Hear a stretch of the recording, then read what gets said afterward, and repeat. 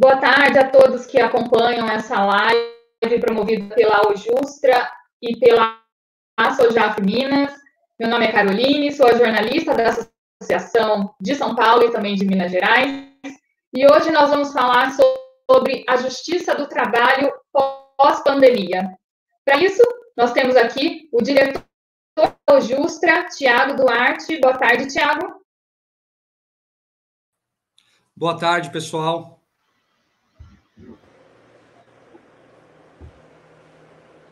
Temos também o diretor da Sojaf de Minas, Roberto Dias. Boa tarde, Roberto. Boa tarde a todos. Para participar do nosso debate, o presidente da AMATRA da segunda região, doutor Frederico Peru. Boa tarde, doutor Frederico. Boa tarde e obrigado pelo convite. E temos aqui também o juiz do TRT da terceira região, Minas Gerais, doutor Kleber de Almeida. Boa tarde, doutor Kleber. Boa tarde, também agradeço o honroso convite. Eu só queria lembrar que essa transmissão está sendo simultânea pelo canal da Ojustra no YouTube e também pela página da Sojaf Minas no Facebook. Então, vocês podem encaminhar perguntas tanto pelo Facebook quanto pelo canal da Ojustra no YouTube. Tiago, é com você.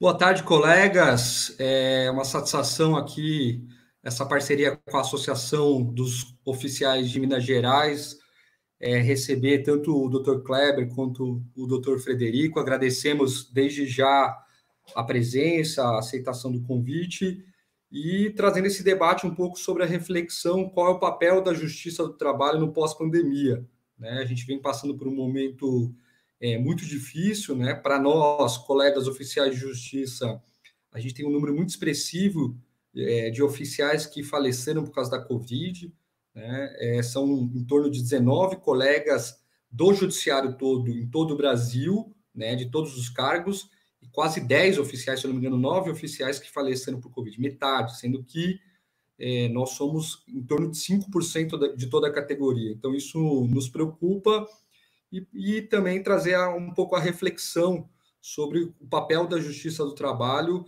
que já vem feito um debate faz um bom tempo, né? Desde o ministro da Saúde e antes relator, o Ricardo Barros, que cortou parte do orçamento da Justiça do Trabalho e, ano após ano, uma série de ataques, uma série de desconstruções a esse sistema de justiça laboral, né? A Justiça do Trabalho é a ponta de lança, mas a gente sabe que esbarra também no Ministério Público do Trabalho, na advocacia trabalhista e também em nós, servidores públicos do Judiciário. Então, foi com essa ideia que a gente trouxe essa reflexão, agradecendo novamente tanto o Dr. Kleber quanto o Dr. Frederico por participarem desse debate e passo para o colega Roberto para dar a sua saudação inicial. Vai lá, Roberto.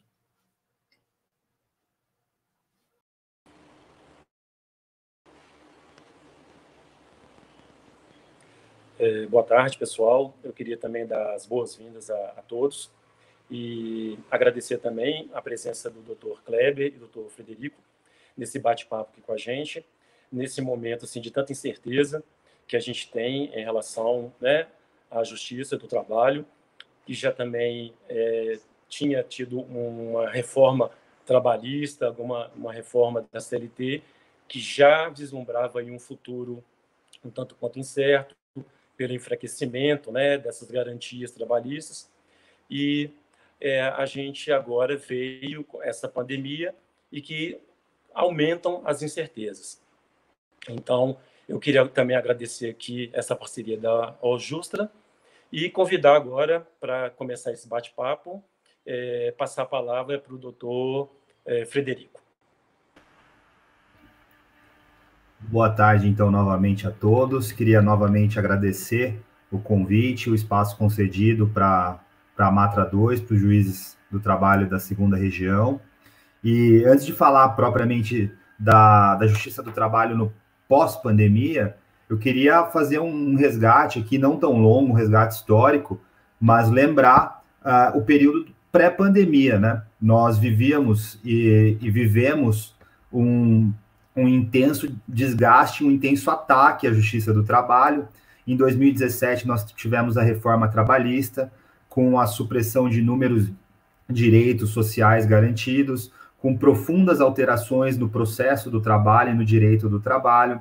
Houve, inclusive, muitos ataques e um desmonte, efetivamente, dos sistemas de fiscalização das relações de trabalho. Houve a extinção do Ministério do Trabalho e Emprego, agora é uma secretaria especial dentro do Ministério da Economia.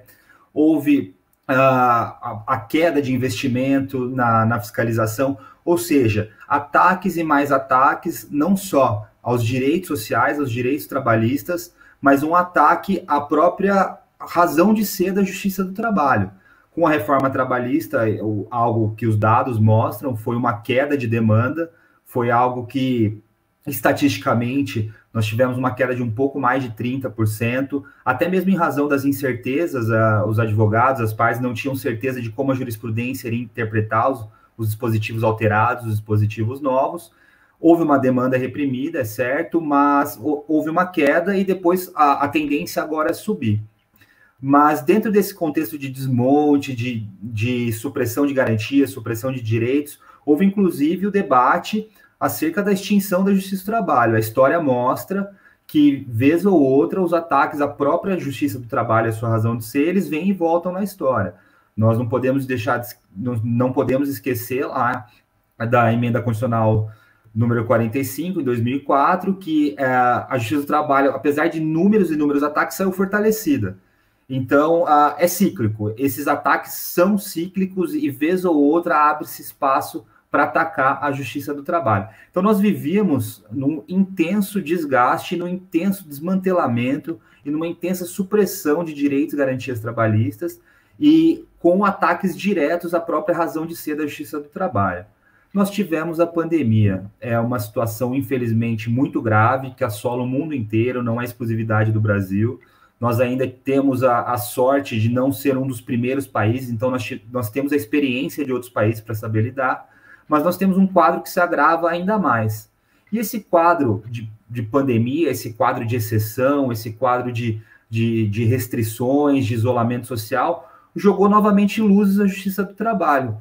Por quê? Em última análise, quem vai decidir, quem vai balizar, quem vai dirigir as relações trabalhistas e o modo de ser dessas relações de trabalho é a Justiça do Trabalho. Então, se antes a Justiça do Trabalho ela estava sendo atacada, ela continua sendo atacada, mas agora em menor escala, um intenso debate sobre extinção ou não, as pessoas têm voltado seus olhos para ver que a Justiça do Trabalho ela é essencial na manutenção e na regulação das relações de trabalho.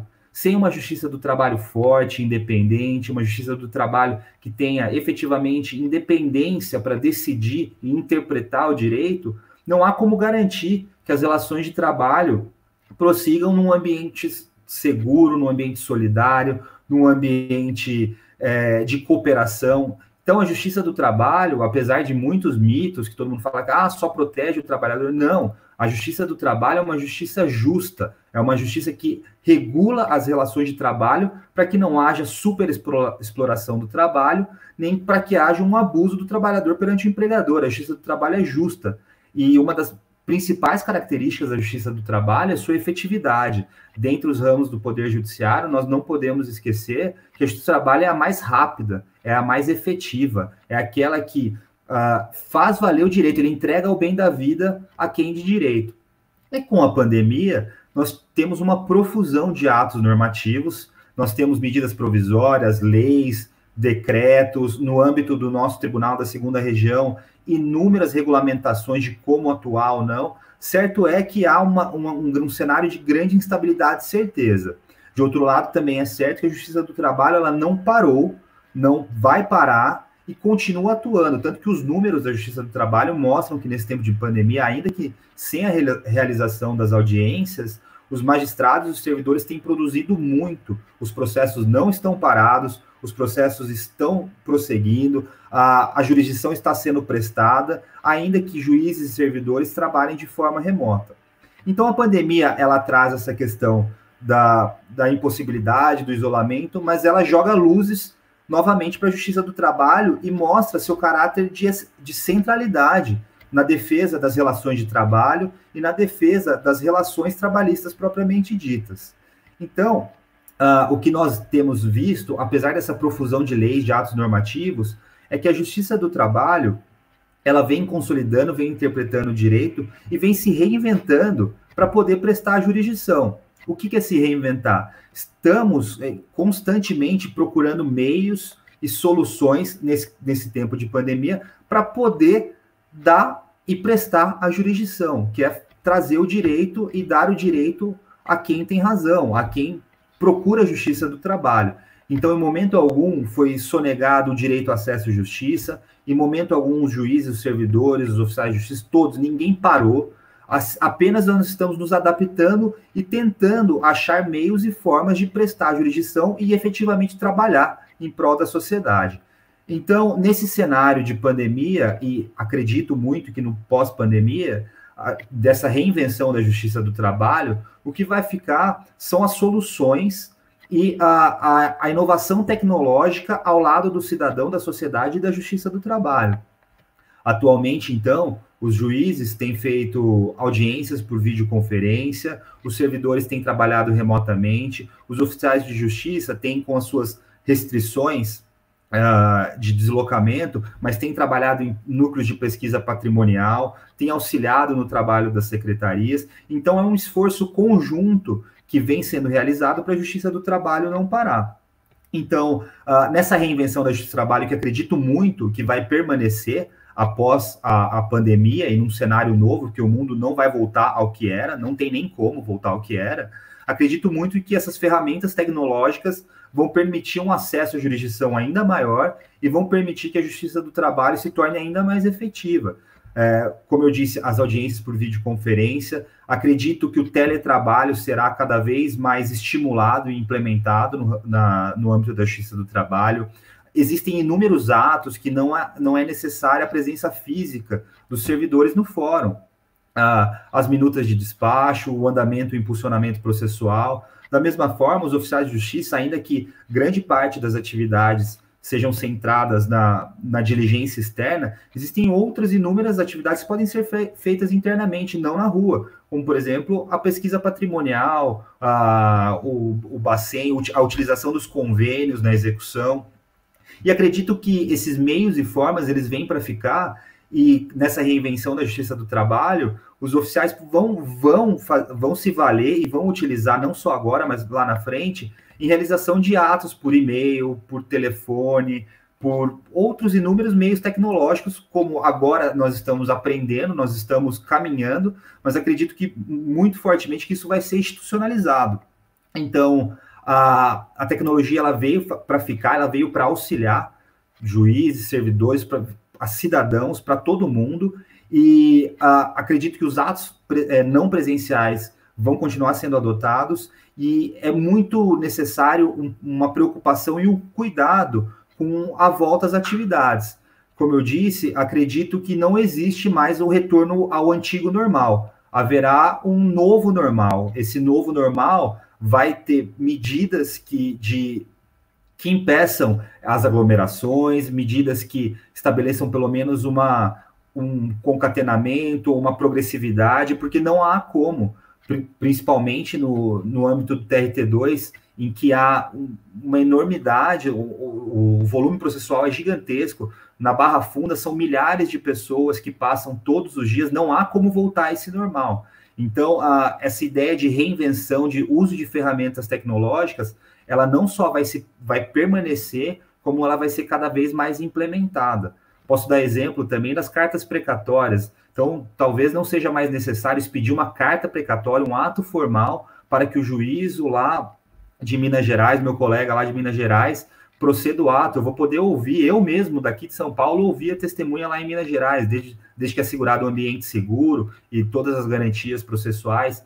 Então, assim, o cenário de pandemia, ele trouxe luz para a Justiça do Trabalho, lembrou a população, político, sociedade, todo mundo de que a Justiça do Trabalho é muito importante, ela tem um papel central na regulação da sociedade, na regulação das relações trabalhistas e em todos os ramos da sociedade que envolvem o trabalho humano, trabalho esse que não é mercadoria, a gente não pode tratar o trabalho humano como uma coisa. O trabalho humano é muito importante, é uma pessoa, a pessoa quando ela é trabalhadora, ela não se despe da sua dignidade, ela mantém sua dignidade, o trabalhador é uma pessoa como qualquer outra, e essa defesa do trabalhador, das relações de trabalho justas, sem exploração de lado a lado, ela tem que ser feita e vai ser feita pela Justiça do Trabalho, num momento novo, num momento de um novo normal, algo que não vai voltar a ser como antes, mas sempre pretendendo prestar jurisdição, tornar efetiva essa jurisdição e entregar o bem da vida a quem de direito. Então, eu reforço a centralidade da Justiça do Trabalho, reforço a necessidade de reinvenção e acredito muito que toda a Justiça do Trabalho, como instituição, está trabalhando para prestar um bom serviço a toda a sociedade. Então, essas eram minhas considerações iniciais e deixo a cargo dos ilustres condutores aí do debate. Estou à disposição para eventuais perguntas. Doutor Frederico, passando na sequência já para o doutor Kleber, e quem tiver perguntas, quem tiver dúvidas, é só escrever aí no comentário que a gente apresenta aqui para os debatedores. Doutor Kleber, por favor. Boa tarde a todos. Eu gostaria de agradecer novamente o convite que eu faço na pessoa dos organizadores e da Paula, com quem eu tive o primeiro contato. Realmente é um prazer imenso. O doutor Frederico acabou deixando muito pouca coisa, né, para que eu possa explorar. Mas quando se fala em justiça do trabalho, nós primeiro devemos pensar no próprio direito do trabalho. O que está em risco quando se discute a desconstrução do direito do trabalho e as instituições voltadas à sua efetividade? É preciso ter um debate também político e não só jurídico sobre isso.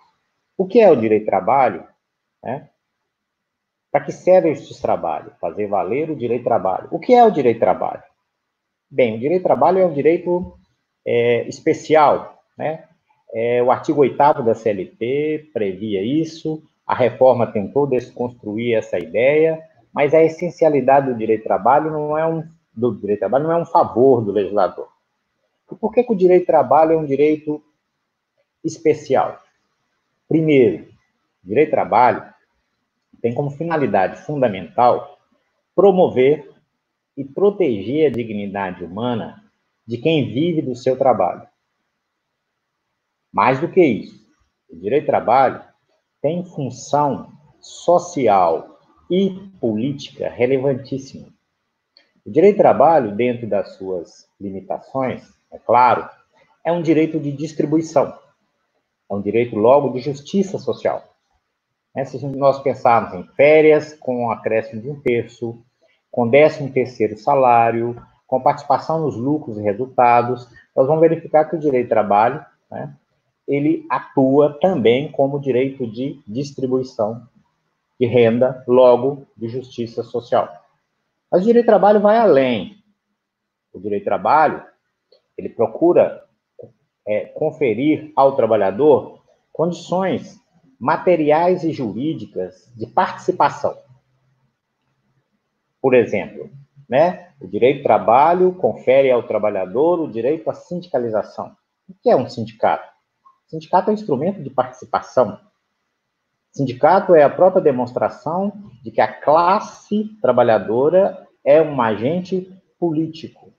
Ora, quando o direito do trabalho assegura a participação, ele se torna, a um só tempo, direito de cidadania, porque cidadania é participação, e direito de democracia, porque sem participação não há democracia possível.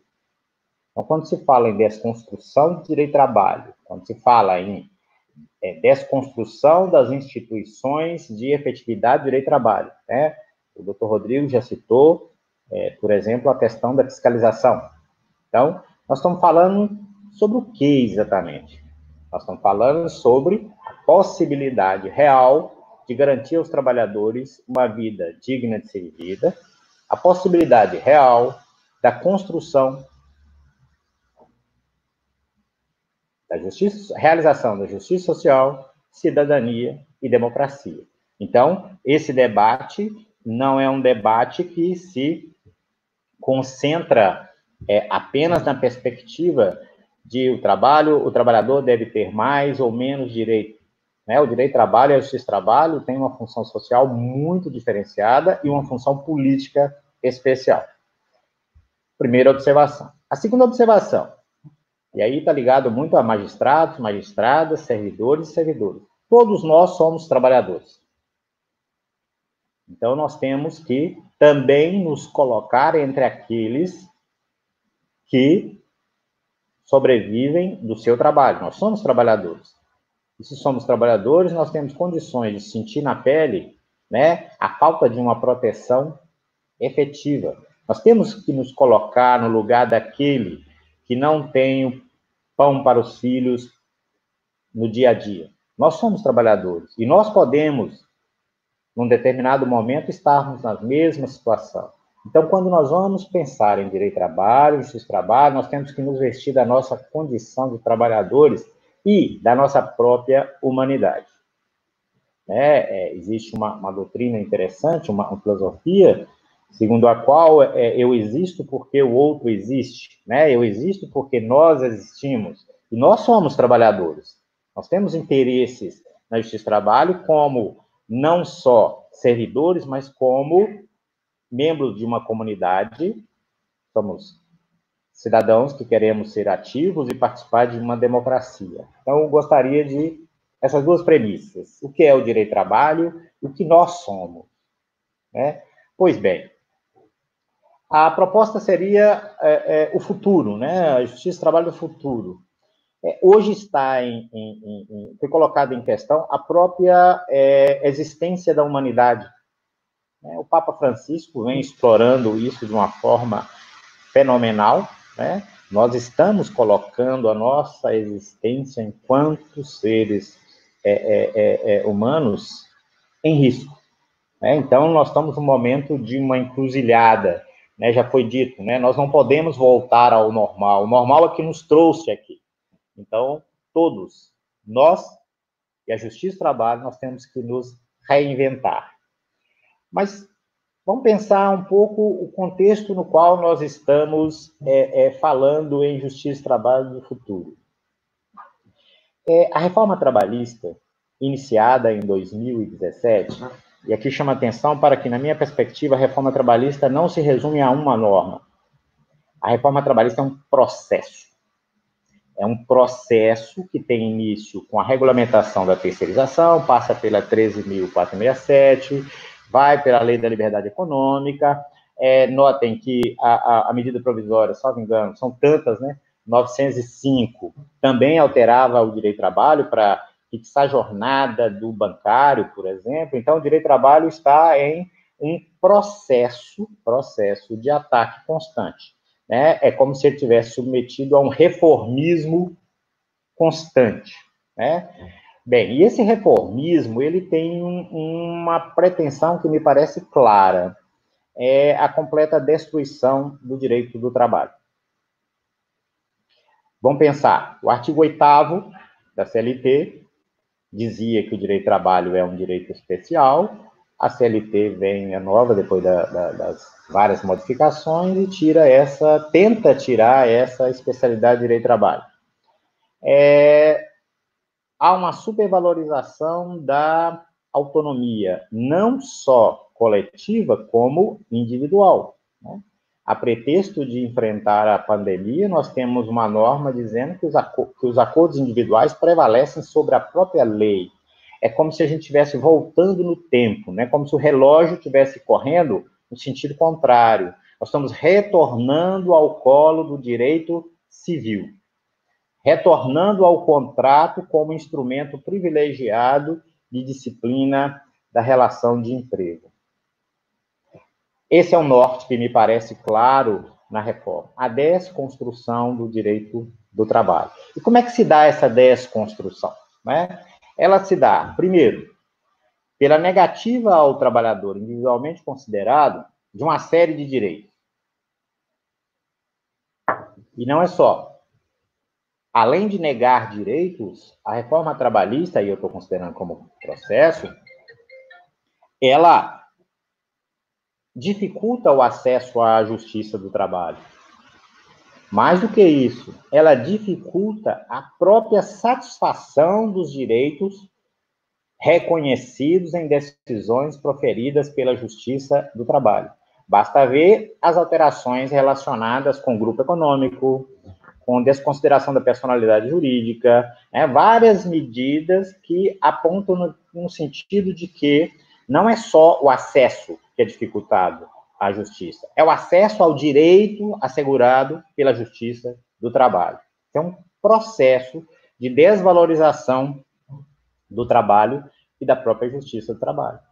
Mas essa destruição vai mais adiante. Ela tenta atacar os trabalhadores agora, não individualmente considerados, mas os trabalhadores como classe. Como que a reforma faz isso? Pela fragilização do sindicato. E lembrando sempre, né, que uma das fontes principais de direito do trabalho é a negociação coletiva. Destruir o sindicato é destruir a possibilidade dos trabalhadores participarem efetivamente da construção da ordem jurídica trabalhista. Bem, aí eu tenho ataques ao direito do trabalho, mas o próprio trabalho vem sendo fruto de ataques. Né? O colega Frederico já disse, já se manifestou a respeito, dizendo, olha, foi extinto o Ministério do Trabalho. Isso é de um simbolismo marcante. Porque, vejam bem, extinguiu o Ministério do Trabalho e transferiu as atribuições do Ministério do Trabalho para o Ministério da Economia. É como se o trabalho passasse agora a ser subordinado à economia. Isso, apesar da Constituição estabelecer que deve haver uma harmonia entre os interesses do capital e os interesses do trabalho. Tanto é assim que a Constituição, no artigo 1º, reconhece o valor social do trabalho e da livre iniciativa, numa perspectiva de que os dois devem, os interesses dos dois, que são antagônicos por excelência, sejam equilibrados na melhor medida possível. Bem, e desses ataques, já foi assinalado, não escapou a Justiça do Trabalho. Basta lembrar o corte no orçamento da Justiça do Trabalho. Um corte sério no orçamento da Justiça do Trabalho. Uma tentativa clara de diminuir o alcance e o valor social da Justiça do Trabalho. Basta lembrar que, volta e meia, nós temos, também já foi dito, uma ameaça de extinção da Justiça do Trabalho. Recentemente, alguém disse, eu, antes de terminar o meu mandato, eu acabarei com a Justiça do Trabalho. Mas acabar com a Justiça do Trabalho é enfraquecer o direito do trabalho. O direito do trabalho tem aquelas funções que eu disse anteriormente. Então, é uma opção também política. Não é uma opção meramente jurídica ou econômica, ela é também política. Mas aí nós chegamos à pandemia. E a pandemia trouxe algo interessante, apesar de toda a tristeza, todo o sofrimento que ela causa, mas eu nunca, nos meus 60 anos, tinha presenciado tantos empresários reclamando contra a ausência dos trabalhadores nos seus locais de trabalho. De repente, a pandemia chamou a atenção para que, desde 1988, chamou a atenção para um fato que a Constituição de 88 já havia reconhecido, que é o valor social do trabalho, a relevância do trabalho também para a economia. E vejam, a pandemia acabou fazendo com que fosse reclamado, de forma veemente, pelos empresários contra o distanciamento social, porque estavam tirando os trabalhadores da produção. E aí mostrou a relevância do trabalho. Mas também mostrou a relevância dos direitos inerentes ao trabalho humano. Por quê? Porque sem trabalho não há condições de sobrevivência de uma forma minimamente digna. E tanto isso é verdade que a Constituição, ela não só reconhece o valor social do trabalho, mas vincula o trabalho uma série de direitos. E são direitos de um status diferenciado. São direitos fundamentais. E o que são direitos fundamentais? São aqueles direitos cujo gozo é uma exigência da dignidade humana. Então, essa pandemia trouxe à luz, né, algo que estava ficando invisível, que é o valor do trabalho. Bem, se o trabalho é um valor inegável, se os direitos inerentes ao trabalho também têm um valor, isso pode levar a uma nova perspectiva, né, já explorada pelo colega Frederico, em relação à justiça do trabalho. De repente, da ameaça de extinção, é possível pensar em uma retomada de valorização, por quê? Porque a Justiça do Trabalho mostrou, neste momento, né, através dos seus valorosos funcionários funcionários, magistradas, que é uma justiça extremamente atuante. Né? Nós temos, na perspectiva da terceira região e do Brasil inteiro, vivenciado a luta que tem sido empreendida pela Justiça do Trabalho como um todo, né? Inclui também funcionários, no sentido de garantir o acesso mínimo à justiça, no sentido de garantir a satisfação dos créditos decorrentes da relação de emprego. Nós estamos vendo essa relevância social da Justiça do Trabalho. Então, é possível, e aí estou sendo otimista, que a pandemia tenha chamado a atenção para a relevância do ser humano que trabalha, dos direitos inerentes ao trabalho e da própria justiça do trabalho. Qual que é o empecilho maior para isso? Se a gente prestar bastante atenção, a justiça do trabalho ela é vítima da sua eficiência. Nós somos atacados, enquanto justiça do trabalho, porque produzimos resultados concretos. Mas a partir do momento que se reconhecer que esses resultados concretos têm uma função social, é bem possível que a própria sociedade reclame uma nova realidade no que diz respeito à justiça do trabalho. Ela está mostrando hoje que ela é mais necessária do que nunca. Né? Se nós prestarmos atenção nos valores que a justiça do trabalho acabou liberando para o combate à pandemia, são valores assim consideráveis. Significa que a Justiça do Trabalho está na ponta de lança da luta contra a pandemia. Significa que nós não podemos abrir mão dela. Assim como não podemos abrir mão da possibilidade dos trabalhadores, e nós somos trabalhadores, ter uma vida digna de ser vivida. Nós não podemos abrir mão da possibilidade, mínima que seja, de realização da justiça social, da cidadania e da democracia. E para isso, ou para atingir essas finalidades, é que existe a justiça do trabalho. Tão combatida, mas nunca como antes, né, valorizada, no sentido de que ela ainda é um recurso com o qual os trabalhadores podem contar. Então, eu agradeço de novo, né, o convite para participar, em especial aos organizadores, né, e espero que tenha sido útil, não no sentido de dar resposta para as perguntas que se apresentam sobre o futuro está em aberto, mas para trazer a reflexão, ou a tentativa de trazer a reflexão, o alcance desse debate, né? O alcance de um debate que envolve muito mais do que a mera extinção de uma justiça. Ela ataca instituições fundamentais para qualquer Estado que se pretenda um Estado democrático e social de direito. Obrigado. Obrigado, doutor Frederico. Iniciamos muito bem o debate aqui com as reflexões.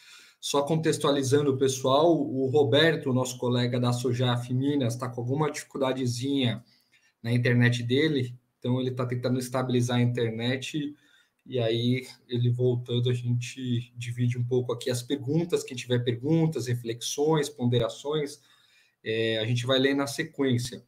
Antes, Duas coisas, só dando uma boa tarde aqui para Elimara Cardoso, que é de Minas, Marcelo Camargo, a Paula, de Minas, presidenta da Associação de Minas, não pôde estar com a gente hoje por um compromisso, mas está acompanhando aqui ao vivo, Lucas Almeida, João Paulo Rodrigues, Simone Pereira, não vai dar para falar o nome de todo mundo, tá, gente? Só avisando, o Eduardo Virtuoso, o nosso colega lá do Rio Grande do Sul, da diretoria da nossa federação, Nemias Ramos Freire, também diretor da nossa federação, presidente, a Jusce, lá do Mato Grosso, uma saudação especial, Jusce, enfim, e outros colegas aqui que eu já vi que tem algumas perguntas que eu vou fazer. Antes das perguntas, dois pontos. Uma sobre o nosso trabalho hoje, né, dos oficiais, dos servidores da JT de uma maneira geral. Eu acho que todo mundo viu já uma resolução do CSJT, um ofício, na verdade, para todos os presidentes dos TRTs do país, estabelecendo o prazo de até 31 de junho para a formação de um grupo de trabalho, 30 de junho, eu acho, 31 é julho, né? Um grupo de trabalho que estude o retorno ao trabalho presencial, como que se daria, os prazos, as fases, as formas, enfim, com todas as dificuldades que a gente vai ter em torno disso. Havia uma angústia, porque depois da resolução do CNJ deu-se a autonomia para os tribunais regionais, mas a presidência do CSJT resolveu isso pelo menos até dia 30 de junho, até o final desse mês.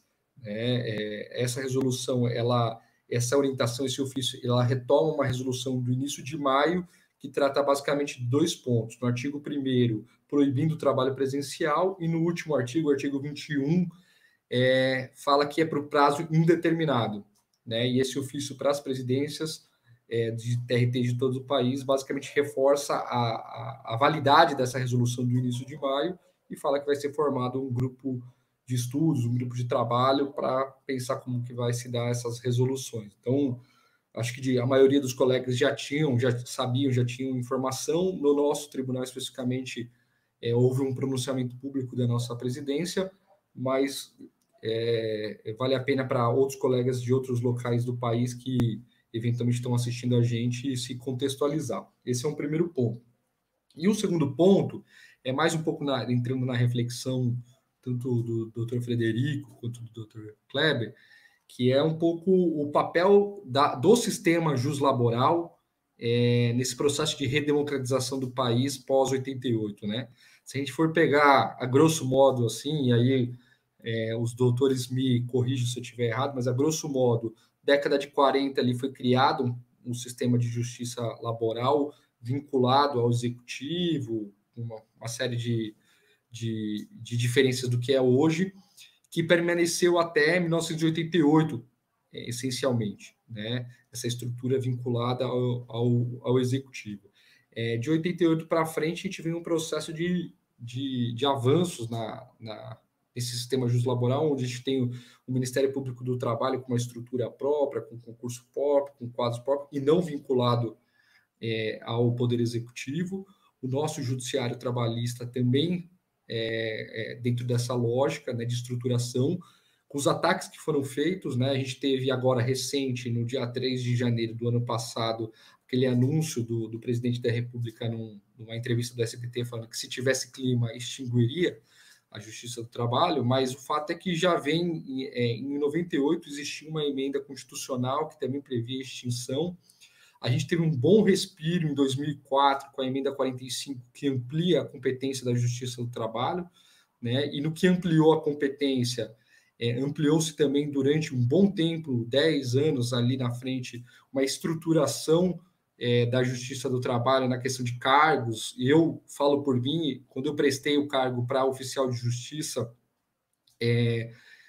o tribunal chamou naquele concurso de 2008 300 oficiais aqui no TRT da 2ª Região, sendo que nunca mais vai chamar 300 oficiais num concurso só, mas foi fruto justamente dessa estruturação da Justiça do Trabalho nesse período.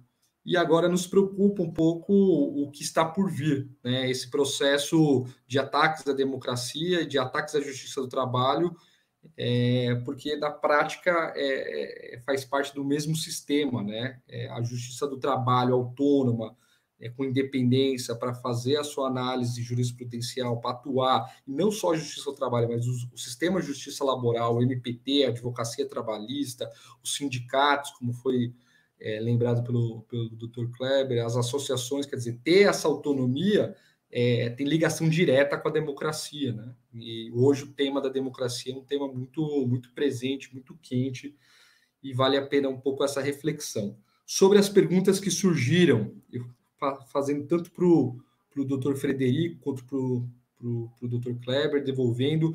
Eu não sei, Roberto, se você estiver aí com a gente, com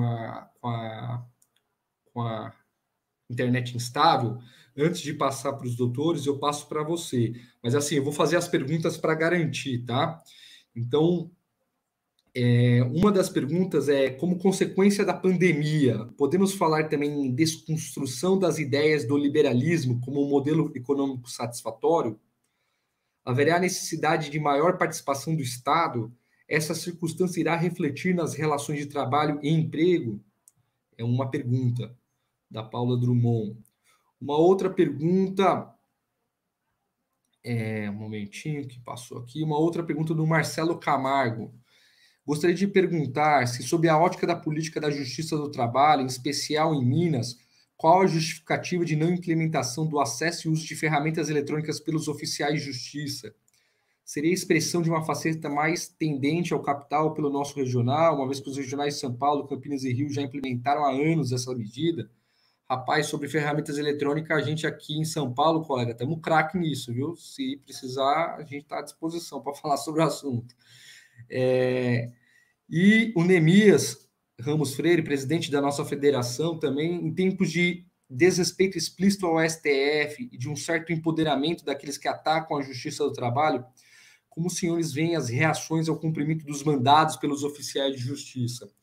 Interessante essa pergunta do Neemias, fazendo um parênteses, antes desse processo de pandemia, quando a gente estava cumprindo os mandados, a gente reparou no ano passado, com essa polarização e esse empoderamento, como o Neemias falou, de gente que odeia a Justiça do Trabalho, esse é o ponto, odeia, tem ódio, uma maior insegurança no cumprimento dos colegas nos mandados, né?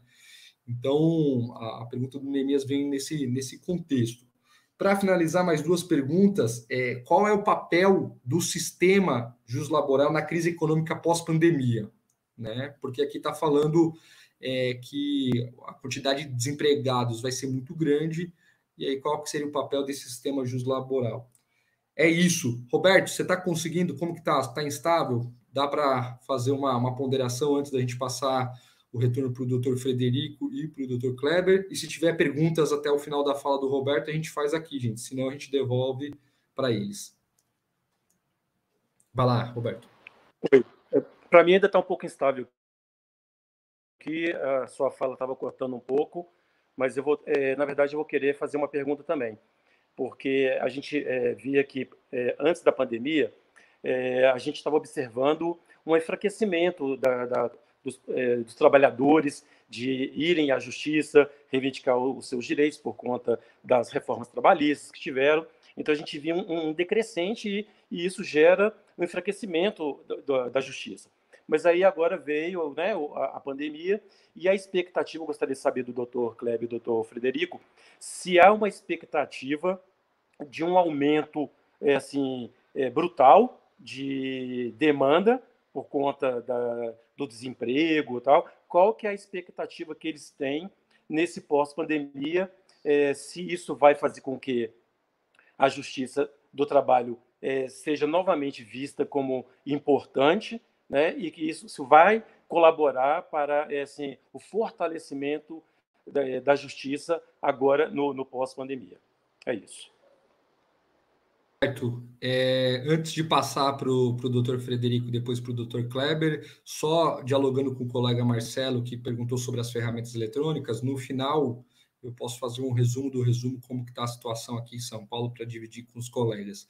E eu sei que a Paula, a presidenta de vocês, está preocupada e está se envolvendo bastante nesse debate aí, mas, enfim, eu divido um pouco como está a nossa situação aqui no TRT da 2ª Região.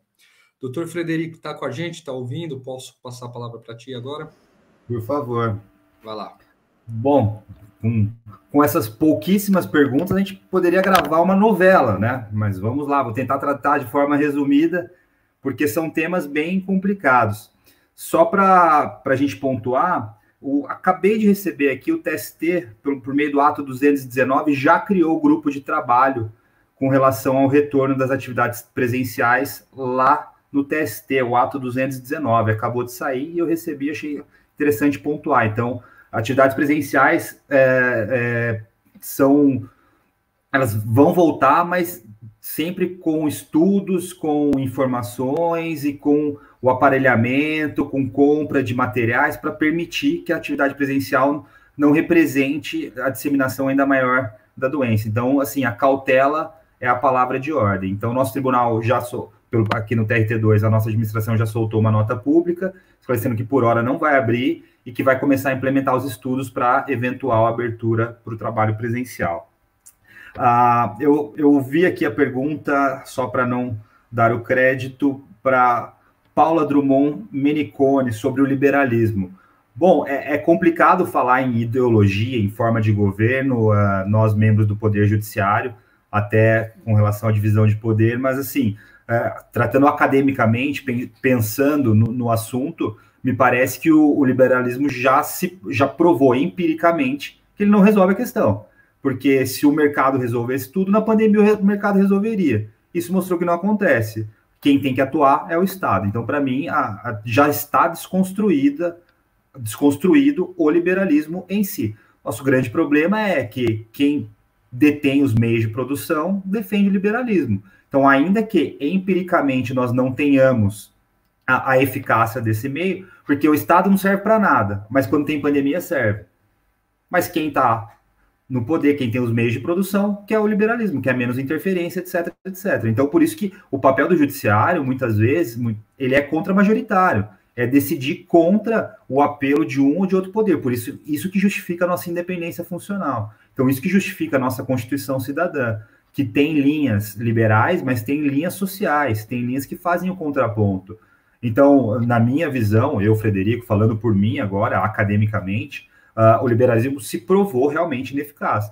Mas não acredito que vai haver uma alteração da ordem, sem qualquer ruptura, para implementar um outro sistema que não liberal. Porque os detentores dos meios de produção não querem isso, porque não querem interferência estatal. Como o Dr. Kleber bem pontuou, a gente está regredindo.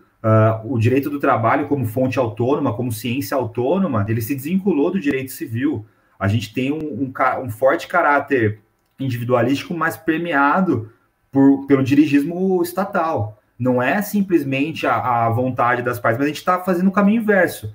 Então, a gente está regredindo para que partes economicamente desiguais, porque não tem como o trabalhador negociar com o empregador, isso é uma ficção, não tem como, porque o empregador ele fala, aceita ou não tem emprego, a negociação é essa. Aceita a redução salarial, o senhor está no olho da rua. Então, homens que não são iguais, pessoas que não são iguais, não negociam em patamar de igualdade, não tem como. É muito curioso, assim, porque o pessoal acaba atacando muito esse trabalho, mas o pessoal esquece do CDC. A norma que defende o consumidor, ela parte da mesma premissa, que é a premissa de que são partes desiguais e uma dessas partes precisa de proteção. Por que é tão simples enxergar isso no CDC e é tão difícil ver isso nas relações de trabalho? Ora, o empregado ele depende do salário para comer, ele não tem como negociar, ele não é um homem totalmente livre para negociar.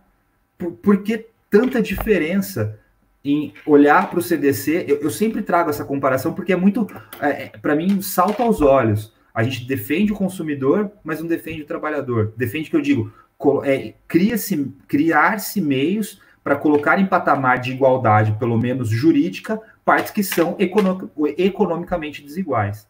Então, ao meu ver, o liberalismo provou-se ainda mais um sistema e uma ideologia ineficiente, porque o mercado não conseguiu regular, teve crash da Bolsa, teve circuit breaker, a Bolsa teve que parar. Por quê? Porque não dá conta, o mercado não dá conta de épocas de crise. E nós temos que ficar bem atentos, todos os operadores de direito, e debatermos isso, que a crise não é justificativa para passarmos por cima da Constituição. A Constituição é a norma base.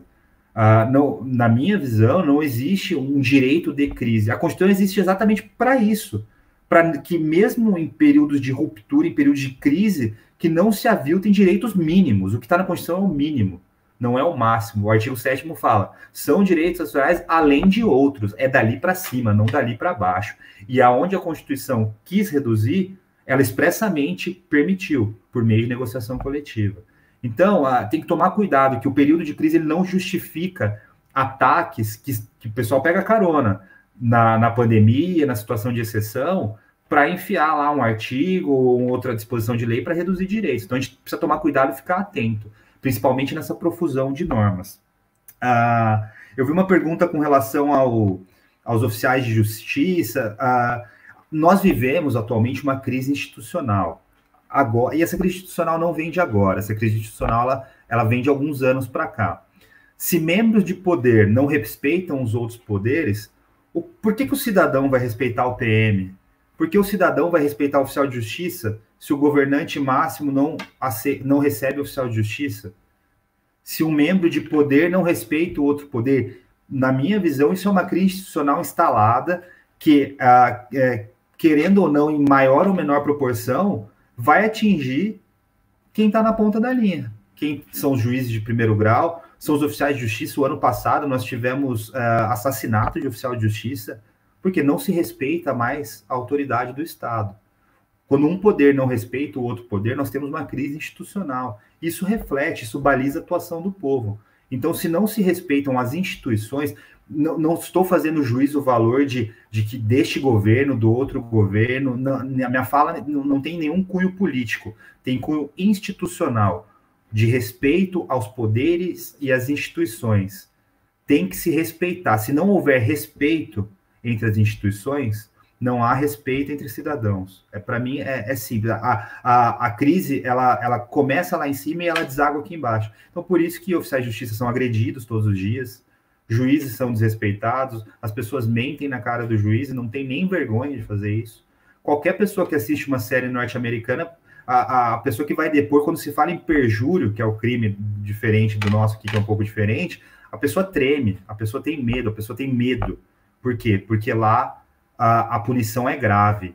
E aqui, essa sensação de impunibilidade, essa sensação de que nada vai ser feito, não vai acontecer nada comigo, estimula ataques a quem está na ponta da corrente, que são os servidores, que são os juízes, que são os oficiais de justiça. Então, o oficial de justiça ainda mais, porque normalmente quando o oficial de justiça vai lá penhorar alguma coisa, meu Deus, a pessoa fica consternada, mas ela esquece que ela não paga a dívida há 10 anos atrás, o processo está correndo, e agora só que o oficial de justiça fala, meu Deus, agora que surpresa. Não, surpresa nenhuma, sejamos francos.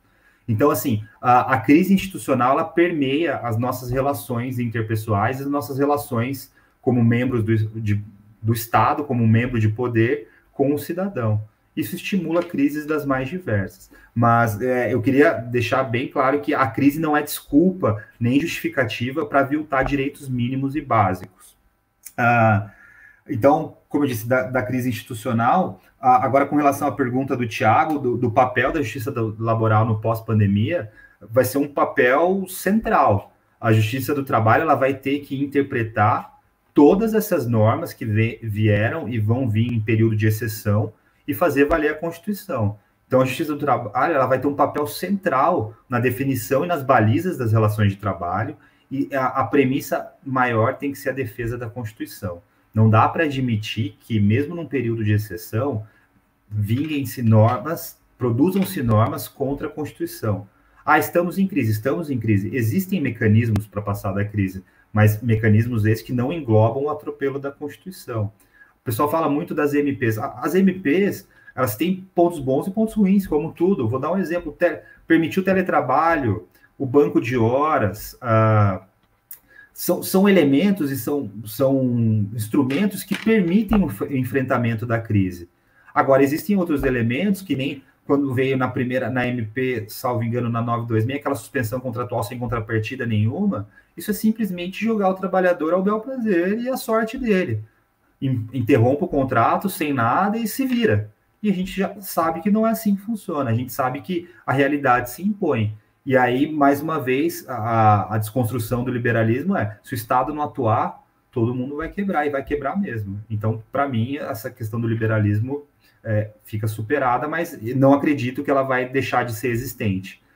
E no pós-pandemia, então, a Justiça do Trabalho ela vai ter um papel de interpretar essas normas e garantir que seja implementados todos os direitos previstos na Constituição. A interpretação das normas ela vai ser muito importante para balizar a conduta e para trazer segurança jurídica para as partes. Porque não adianta simplesmente adotar toda e qualquer medida que está prevista lá na MP, porque nós vemos, e isso chega para a Justiça do Trabalho, os excessos. Não dá para conceber, por exemplo, uma empresa que não parou, suspender contrato. Uma empresa, por exemplo, uma farmácia é atividade essencial que não parou, vou suspender o contrato com qual argumento? Existem casos pontuais, claro, por exemplo, uma farmácia dentro de um shopping, o shopping fechou. Existem casos pontuais. Foi um exemplo que eu estresso o argumento para me fazer claro. Então, a gente tem que tomar cuidado em interpretar para fazer valer a Constituição. A baliza é a Constituição.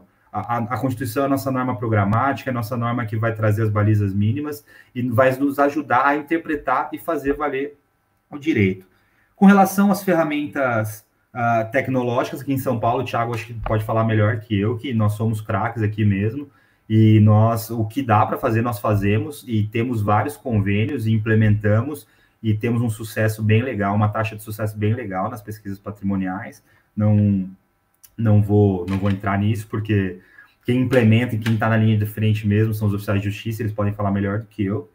E com relação às demandas que vão vir no pós-pandemia, a pergunta trazida pelo Roberto, nós temos, nossa, vai explodir, porque já estamos num período que existem inúmeras demandas pedindo renegociação de acordo, e acredito que cada norma oriunda, seja do executivo, seja do legislativo, as MPs convertidas em leis, alteradas ou não, vão trazer novas questões. Como eu disse, todas as medidas implementadas para combater a pandemia, o desemprego, em maior ou menor grau, elas vão desaguar no judiciário, e cabe a nós, juízes, interpretar e fazer valer a Constituição, e não deixar que o momento de exceção seja a porta aberta para uma desconstrução ainda maior da Justiça do Trabalho. Eu acredito agora, fielmente, bem seriamente, que nós, da Justiça do Trabalho, vamos sair fortalecidos da pandemia, vamos sair com um papel ainda melhor, e acredito que sairemos ainda mais independentes, ainda mais fortes, e para defender os direitos sociais e a Constituição.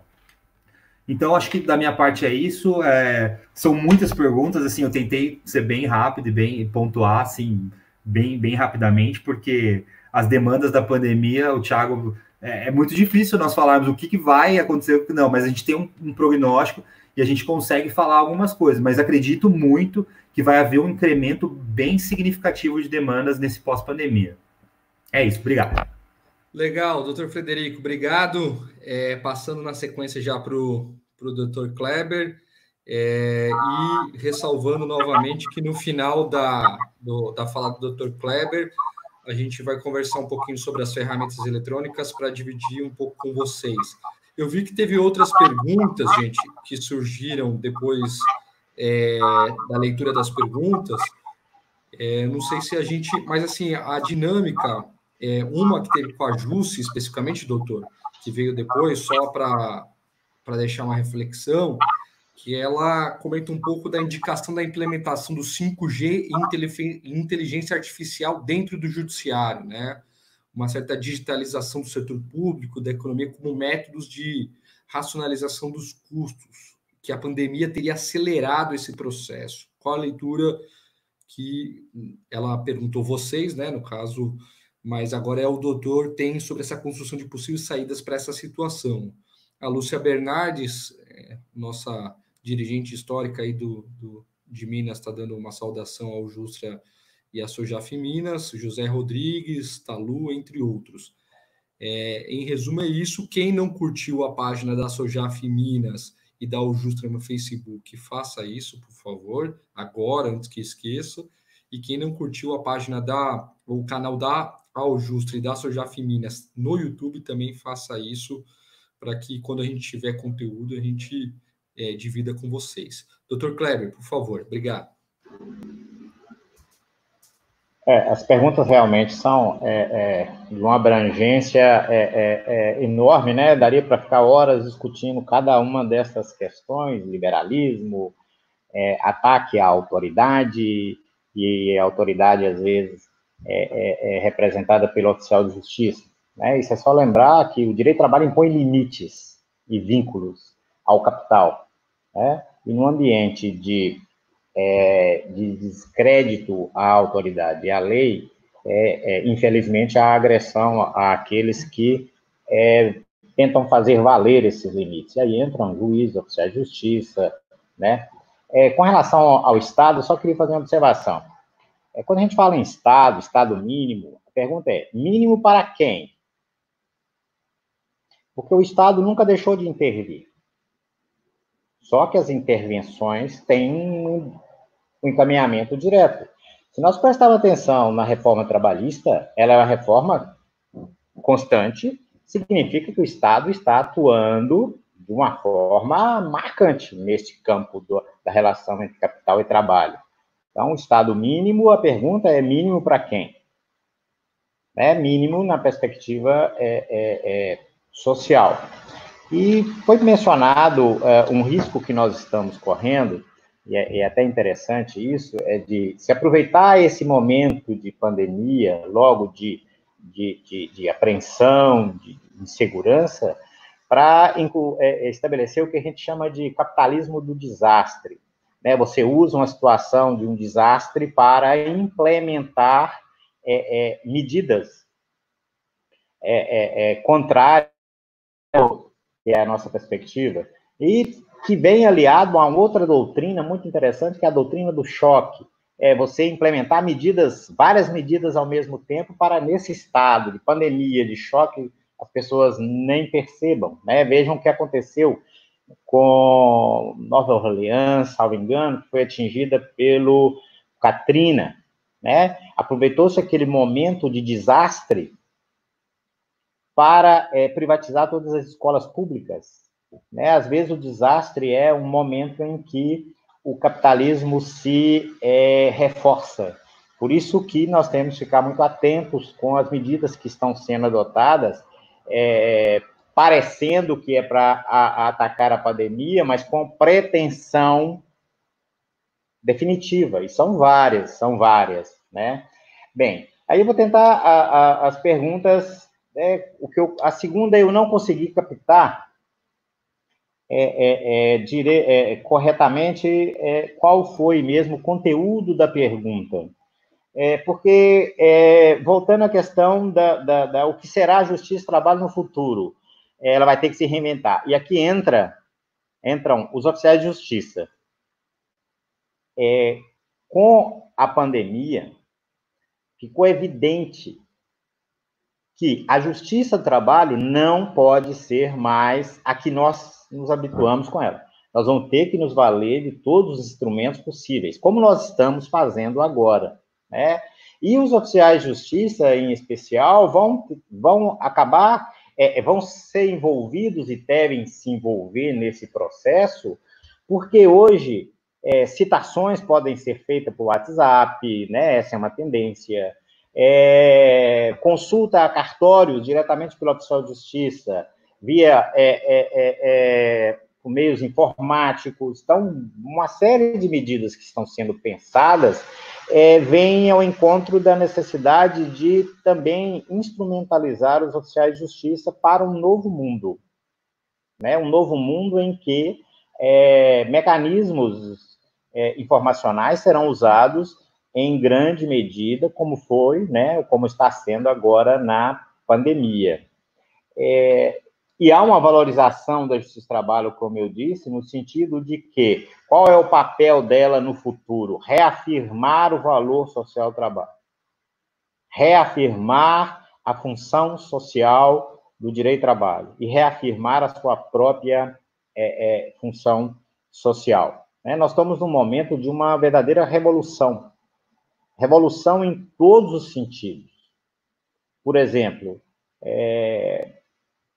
de todos será exigido, daqui para frente, rever o nosso consumo. Nós temos que assumir uma postura de um consumo mais responsável. Nós temos que assumir que há limites para o consumo. Nós temos que assumir que nós também somos os responsáveis pelo que está acontecendo, né? Porque nós entramos numa ciranda de consumo exagerado e nós, com isso, servimos ao próprio capital. Eu me lembro quando surgiu o empréstimo consignado, principalmente para aposentados. Que maravilha! Crédito fácil, né? Aí empréstimo consignado, desconto em folha, mas a gente tem que prestar bastante atenção. Isso era uma medida que dizia respeito a aumentar o consumo. Mas aumentar o consumo de que forma? Via crédito. Logo, os bancos passaram a dominar esse mercado sensacional de o consumo baseado em aumento de crédito. Nós não tivemos aumento de salário, nós tínhamos aumento de crédito. Vejam como o capitalismo ele explora cada possibilidade. E temos que estar atentos para que ele não explore, na linha do capitalismo do desastre, a pandemia como justificativa para, por exemplo, acelerar o desmonte da Justiça do Trabalho. Isso é inviável. E todo o investimento que está sendo feito na Justiça do Trabalho para atender a pandemia, isso é definitivo. Então, eu não vejo, por exemplo, possibilidade de regresso nesta perspectiva tecnológica. No Tribunal da Terceira Região, existe um grupo de trabalhadores muito sérios e comprometidos, pensando diariamente soluções para o novo mundo que virá, no sentido de um mundo em que a justiça deverá se adaptar à nova realidade. Já foi dito sobre carta precatória, né?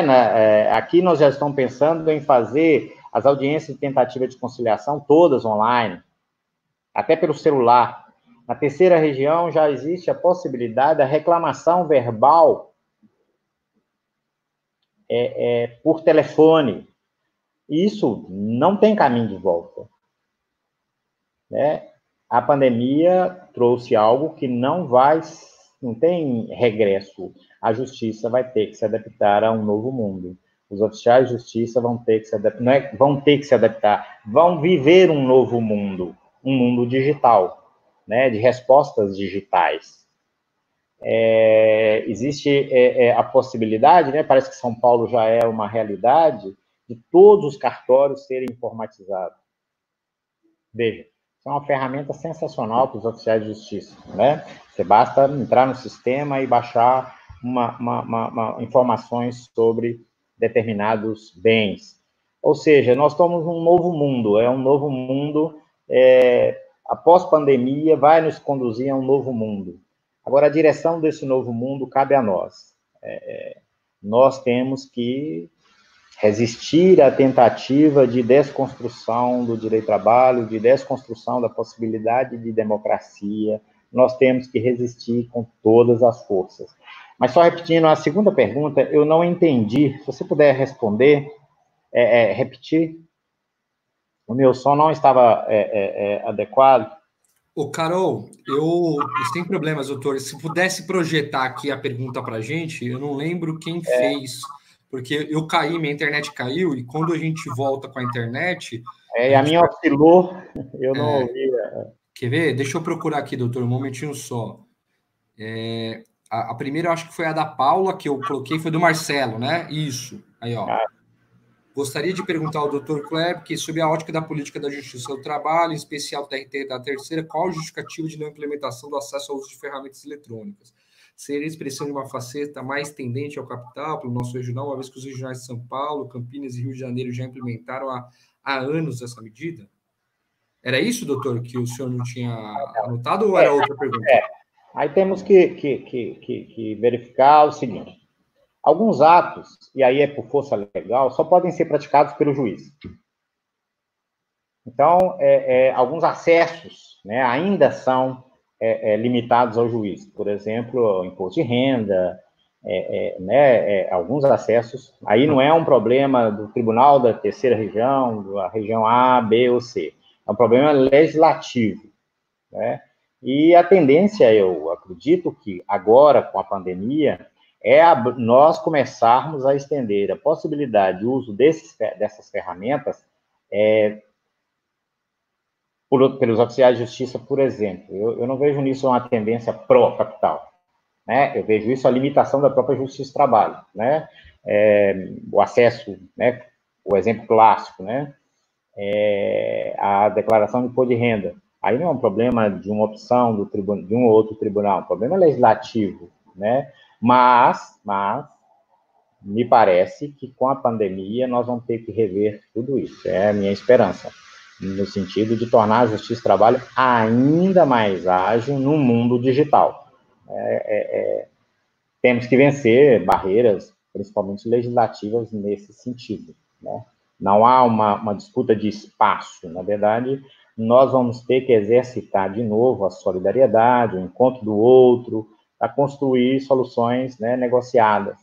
Aqui no TRT, eu faço parte de algumas comissões que discutem exatamente, essas comissões estão discutindo exatamente as ferramentas da execução. Quais são mais eficazes? Em que medida os oficiais de justiça podem ter acesso, do ponto de vista legal, a fundamento jurídico para isso? Quais ferramentas, né? Porque essas ferramentas incluem responsabilidade. A responsabilidade, se o juiz autoriza, é de quem? Do juiz ou do oficial de justiça? Então, nós temos que pensar em tudo isso, para que não hajam ataques indevidos à justiça do trabalho. Nós vamos crescer nessa crise, apesar de todo o sofrimento que ela causa, ela vai nos enviar a um novo mundo.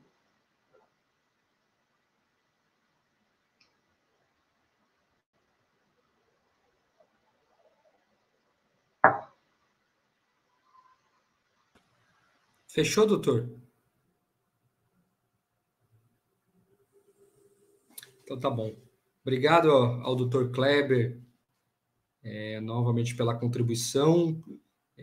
Teve outras ponderações aí de colegas que, enquanto o doutor Kleber falava, colocaram aqui as suas ponderações. Só para dividir um pouco com vocês sobre a questão das ferramentas eletrônicas. Roberto, eu não sei se você está aí com a gente, como está a sua internet. Carol, se puder deixar eu e o Roberto lado a lado aqui. Se a sua internet estiver bem, a gente vai batendo uma bola. Mas para ir finalizando a nossa live, já tem 1 hora e 12 minutos, agradecendo aí a audiência dos colegas, sobre as ferramentas eletrônicas aqui em São Paulo, no TRT da segunda região, né? Porque ela funciona diferente aqui do que funciona lá na 15ª. Um breve histórico para vocês. Em 2005, as ferramentas foram transferidas para os oficiais de justiça.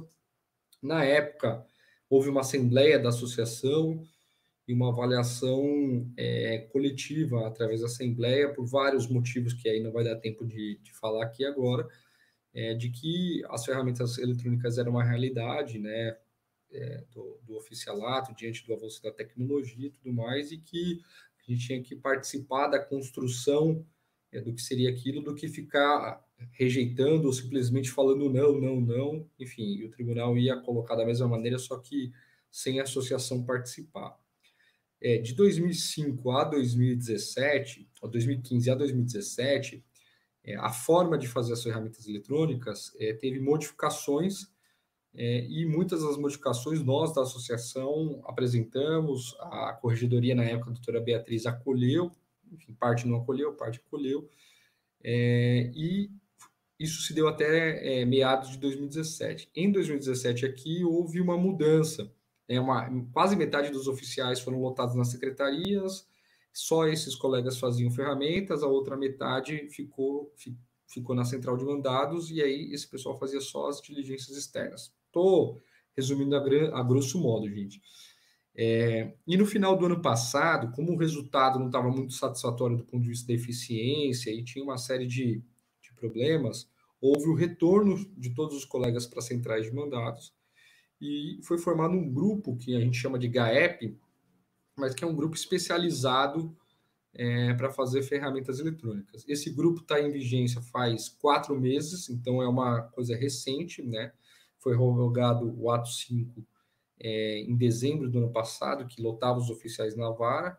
Com o retorno, começou-se a fazer no GAEP, nesse núcleo de pesquisa patrimonial, só no início de fevereiro, então teve um lapso de 2 meses aí que as ferramentas ficaram com o pessoal da secretaria, mas muita secretaria acabaram acumulando as ferramentas porque sabia que ia repassar depois para esse núcleo, e desde então nós estamos feito. Inicialmente, esse grupo, com 100 colegas oficiais de justiça, está concentrado essencialmente nessas ferramentas, com uma metodologia de trabalho, inclusive na pandemia tem trabalhado sem restrição alguma, né? Diferente de nós da Central, que temos uma certa restrição na ida à rua por causa da pandemia, apesar de, depois de um mês de pandemia, houve uma autorização aqui no tribunal a se fazer excepcionalmente os atos de comunicação ou coercitivos que pudessem ser feitos através da via virtual, né? E-mail, WhatsApp, dá para fazer penhora em crédito, por exemplo, muitas vezes é possível fazer, uma outra penhora de imóvel que já foi feita anteriormente, né? Então você já tem às vezes o contato, tudo mais, e alguns atos também de comunicação, principalmente de grandes empresas, né? Os atos de grandes empresas ou de empresas, de pessoas jurídicas. Os atos de pessoa física é um pouco mais difícil você dar consequência pela via virtual. Então, assim, mas o núcleo hoje, ele funciona dessa maneira. Ele começou sem o banco de dados, que era uma coisa que a gente reivindicava, para não fazer as ferramentas de maneira repetitiva, né? Então, qual que era a nossa ponderação, inclusive quando estávamos lotados nas secretarias? Eu estava na 69, tinha um colega na 68 e outro da 67, todo mundo no mesmo andar. Aí todo mundo fazia a mesma ferramenta eletrônica para Renajude, para Arisp, para Infojude, sendo que o outro colega já tinha feito. E eu estou falando do outro colega do lado pela simbologia, mas qualquer outro colega do tribunal poderia já ter feito, né? Então isso fazia com que o nosso serviço ficava repetitivo e um pouco ineficiente. Então, o banco de dados, o núcleo foi implementado sem banco de dados, e o banco de dados está no processo final de finalização para 4 meses depois do nosso retorno para as centrais de mandados para ser implementado e está vigente. Agora, recentemente, a gente também assumiu o Serasa fazendo, então a gente estava, no primeiro momento, só Bacen, Renajude, Arisp e Infojude, e agora veio o Serasa Jude para a gente fazer também. É uma experiência que aqui a gente tem avaliado, o pessoal da 15ª também tem uma outra experiência, o Rio de Janeiro agora está começando nesse debate, mas uma experiência que tem sido, de uma certa forma, importante para a gente entender um pouco alguns limites do que eram feito antes. O Nemias, que está aqui, que é um colega histórico nosso, 42 anos de Justiça do Trabalho, ele fala, né? Ele fazia o Bacen Jude, que hoje é feito, na época, há uns 15, 20 anos atrás, ele fazia indo até o banco, né? Então, quer dizer, essas mudanças a gente precisa, de uma certa forma, se adaptar e aqui, especificamente, está bem resolvida nos oficiais do TRT da 2ª Região essa questão de fazer as ferramentas eletrônicas. Acho que também com a Matra também está bem resolvido, com os juízes, com os diretores. Assim, a questão é como fazer. Esse é o debate que a gente faz, né? No primeiro momento foi feito todo mundo através da central de mandados. No segundo momento teve essa divisão de uma parte indo para as varas e uma parte ficando na central. Agora voltou todo mundo para a central, mas com um grupo especializado para fazer as ferramentas, com idas às ruas, com garantia da GAI e da indenização de transporte, mas com uma parte indo para a rua, ainda fazendo algum serviço de mandados externos, mas estando focado nesse trabalho interno. Enfim, assim, foi bem rápido, bem sucinto, tem um debate muito mais profundo do que esse, que a gente fica à disposição, e eu sei que a Paula está muito empenhada nesse debate. Roberto, para finalizar aí sua saudação final, e aí a gente já vai nos finalmente aqui.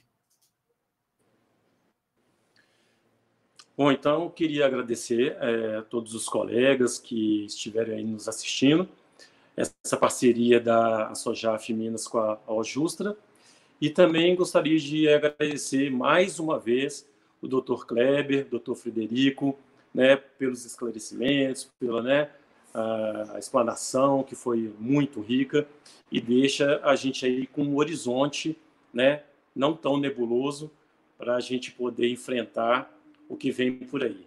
Então é isso, boa noite e obrigado mais uma vez. Tá certo, Roberto. Agradecendo também em nome da Aljustra a parceria com a Sojaf Minas, Roberto, Paula, muito obrigado aí por essa jornada junto. Agradecendo o Dr. Frederico e o Dr. Kleber pelas reflexões. Vai estar tanto no canal da Aljustra quanto no Facebook da Sojaf Minas esse debate. E finalizando aqui, dando uma saudação especial aos oficiais de todo o Brasil que estão ouvindo a gente.